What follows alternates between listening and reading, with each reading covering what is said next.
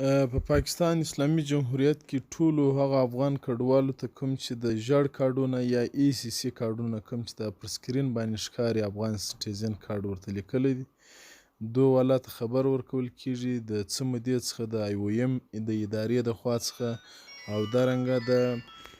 سیر ادارې په توسط باندې کار شروع و چې د دې خلکو راجسټریشن یې کوی یا نوملیکنه کوله. نو دغو افغان کډوالو ته د جون د 15مې نیټې څخه یا د 15 تاریخ څخه د دوی کوم د اړیکو نمبرونه یا د موبایل نمبرونه چې ورکړل سوي هغو ته به دا رنګ کم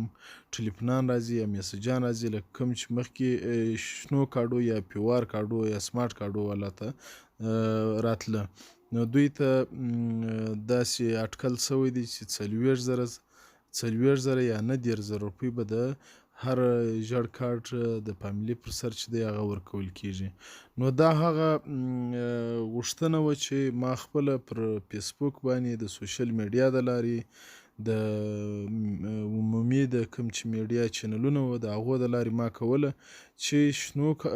کوم افغان کډوال چې شنه کارډونه لري هغو ته چې کوم سهولیات ورکړل سوي دي دارنګه باید د ژړو کارډو ته هم دا سهولیات ورکړل سي.